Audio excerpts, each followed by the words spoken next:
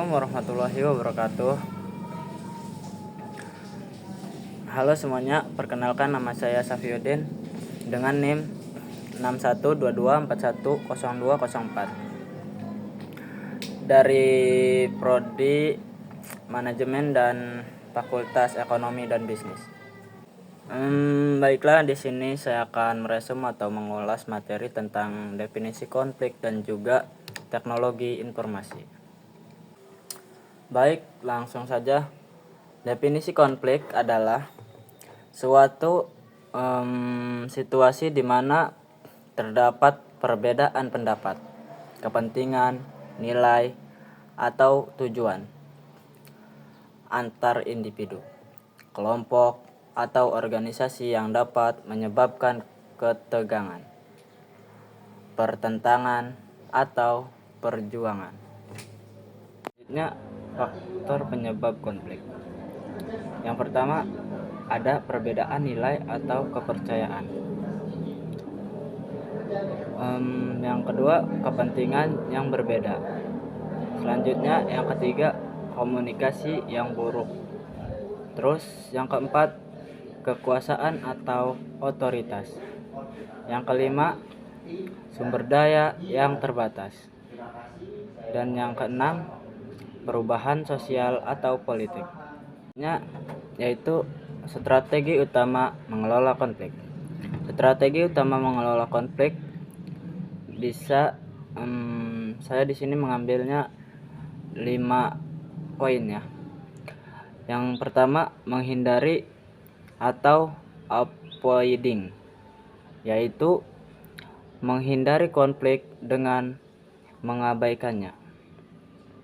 Yang kedua, mengakomodasi atau accommodating, menerima keinginan pihak lain. Dan selanjutnya yang ketiga, mengompromi atau disebut juga compromising, yaitu mencari solusi tengah. Selanjutnya yang poin keempat, mengkolaborasi atau collaborating, yaitu bekerja sama untuk mencari solusi. Dan yang terakhir, mengkompetisi atau bisa disebut competing, yaitu berusaha memenangkan konflik. Konflik dalam organisasi adalah suatu proses yang terjadi ketika dua orang atau lebih memiliki perbedaan pendapat, tujuan, atau kepentingan yang dapat mengganggu hubungan kerja. Konflik ini bisa muncul dari berbagai sumber, seperti masalah personal, permasalahan kerja, atau tidak puasan terhadap atasan.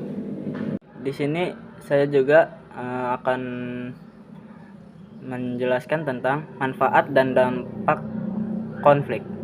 Meskipun sering dianggap negatif, konflik juga dapat memiliki manfaat. Menurut Margaret Heffernan, interaksi manusia yang melibatkan konflik, argumen, dan debat dapat menghasilkan ide-ide yang baik dan inovasi yang nyata. Namun, jika tidak dikelola dengan baik, konflik dapat menjadi destruktif dan merusak hubungan antar anggota organisasi. Untuk selanjutnya, manajemen konflik. Manajemen konflik adalah proses pengelolaan situasi perselisihan agar semua pihak dapat mencapai solusi yang saling menguntungkan. Ini melibatkan langkah-langkah seperti pengambilan keputusan bersama dan evaluasi untuk menemukan solusi yang efektif. Dalam konteks organisasi, manajemen konflik bertujuan untuk mengatur dan mengelola perbedaan agar tidak mengganggu tujuan organisasi secara keseluruhan. Baik, untuk kesimpulan mengelola konflik, yaitu mengelola konflik memerlukan keterampilan, strategi, dan pemahaman yang tepat. Dengan mengembangkan kemampuan konflik, organisasi dapat meningkatkan produktivitas, membangun hubungan yang kuat, dan mencapai tujuan. Terima kasih. Itulah materi pertama yang bisa saya sampaikan. Kurang lebihnya mohon maaf. Mari kita lanjut ke materi yang kedua. Baik, selanjutnya ada implikasi manajemen dari teknologi informasi. Implikasi manajemen dan teknologi informasi adalah pengaruh yang signifikan dan penggunaan teknologi informasi terhadap cara sebuah organisasi berpotensi dan dikelola. Teknologi informasi tidak hanya mengubah cara kita bekerja, tetapi juga mengubah cara kita berpikir tentang bisnis. Implikasi utama. Poin pertama yaitu perubahan struktur organisasi. Organisasi cenderung menjadi lebih datar dengan teknologi yang memanfaatkan komunikasi langsung dan akses informasi yang lebih luas. Dan juga tim lintas fungsional. Tim-tim yang terdiri dari berbagai departemen menjadi lebih umum untuk menyelesaikan proyek-proyek yang kompleks. Dan selanjutnya, pengambilan keputusan yang lebih cepat. Akses data real time. Data yang tersedia secara real time memungkinkan manajemen membuat keputusan yang lebih cepat dan tepat. Analisis data yang canggih. Alat analisis data seperti business intelligence dan big data analitis membantu mengidentifikasi tren dan pola yang sebelumnya tidak terlihat. Pelanggan yang lebih puas. Layanan pelanggan yang lebih baik. Teknologi seperti chatbot dan self-service portal meningkatkan keputusan pelanggan. Personalisasi. Data pelanggan dapat digunakan untuk memberikan pengalaman yang lebih personal. Dan yang selanjutnya, model bisnis baru.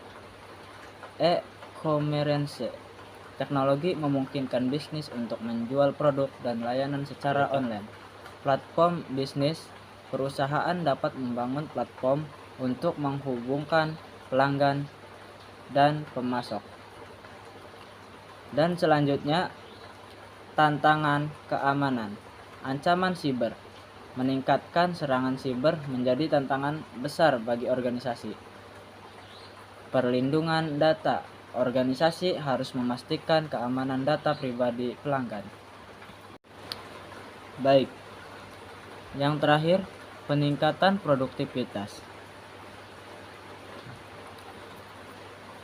Banyak tugas tertunda dapat diotomatisasi, membebaskan karyawan untuk fokus pada tugas yang lebih strategis, dan juga kolaborasi yang lebih baik. Alat kolaborasi online seperti Google Workspace atau Microsoft Teams memudahkan tim bekerja sama secara jarak jauh.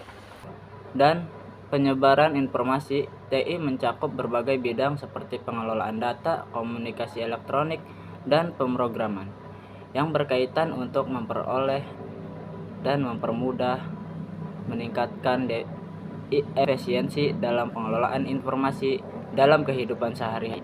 TI digunakan dalam berbagai aplikasi seperti internet, aplikasi mobile, sistem manajemen data, serta alat komunikasi.